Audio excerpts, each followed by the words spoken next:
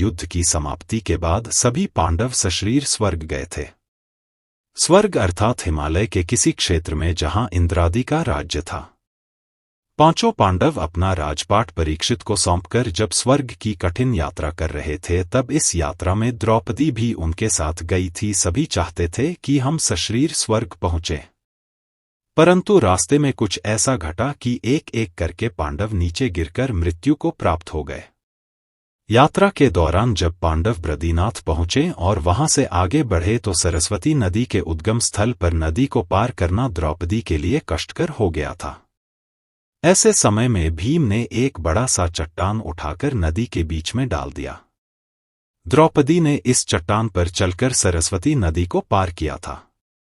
महाभारत की कथा अनुसार पांचों पांडव, द्रौपदी तथा एक कुत्ता आगे चलने लगे। एक जगह द्रौपदी लड़खड़ाकर गिर पड़ी। द्रौपदी को गिरा देख भीम ने युधिष्ठिर से पूछा कि द्रौपदी ने कभी कोई पाप नहीं किया, तो फिर क्या कारण है कि वह नीचे गिर पड़ी? युधिष्ठिर ने कहा, द्रौपदी हम सभी में अर्जुन को अधिक प्रेम करती थी, इसलिए उसके साथ ऐसा हुआ।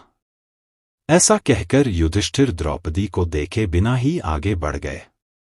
जनश्रुति के अनुसार स्वर्ग यात्रा के दौरान द्रौपदी भीम का सहारा लेकर चलने लगी, लेकिन द्रौपदी भी ज्यादा दूर नहीं चल पाई और वह भी गिरने लगी। ऐसे समय भीम ने द्रौपदी को संभाला। उस समय द्रौपदी ने कहा, सभी भाइयों में भीम ने ही मुझे सबसे ज्यादा प्यार किया है और मैं अगले जन्म में फिर से भीम की पत्नी बनना चाहूंगी। थोड़ी देर बाद सहदेव भी गिर पड़े।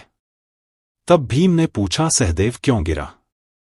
युधिष्ठिर ने कहा, सहदेव किसी को अपने जैसा विद्वान नहीं समझता था, इसी दोष के कारण गिरना पड़ा। कुछ देर बाद नकुल भी गिर पड़े।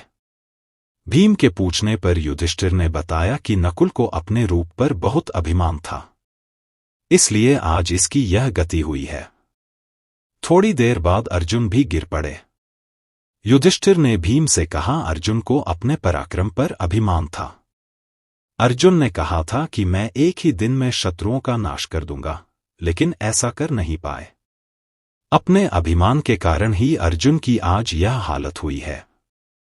ऐसा कहकर युधिष्ठिर आगे बढ़ गए। थोड़ी आगे चलने पर भीम भी गिर गए। तब भीम ने गिरते वक्त युधिष्ठिर से इसका कारण पूछा तो उन्होंने बताया कि तुम खाते बहुत थे और अपने बल का झूठा प्रदर्शन करते थे, इसलिए तुम्हें आज भूमि पर गिरना पड़ा। यह कहकर युधिष्ठिर आगे चल दिए। केवल वह कुत्ता ही उनके साथ चलता रहा। युधिष्ठिर कुछ ही दूर चले थे कि उन्हें स्वर्ग ले जाने के लिए स्वयं देवराज इंद्र अपना रथ लेकर आ गए। तब युधिष्ठिर ने इंद्र से कहा, मेरे भाई और द्रौपदी मार्ग में ही गिर पड़े हैं, वे भी हमारे साथ चले, ऐसी व्यवस्था कीजिए। तब इंद्र ने कहा कि वे सभी शरीर त्याग कर पहले ही स्वर्ग पहुंच चुके हैं, लेकिन आप सशरीर स्वर्ग में जाएंगे। इंद्र की बात सुनकर युधिष्ठिर ने कहा कि यह कुत्ता भी मेरे साथ जाएगा, लेकिन इंद्र ने ऐसा करने से मना कर दिया। काफी देर समझाने पर भी जब युधिष्ठिर बिना कुत्ते के स्वर्ग जाने के लिए नहीं माने तो कुत्ते के रूप में यमराज अपने वास्तविक रूप में प्रकट हो गए। युधिष्ठिर को अपने धर्म में स्थित देखकर यमराज खुश हुए। इसके बाद इंद्र और युधिष्ठिर रथ में बैठाकर स्वर्ग की ओर निकल पड़े।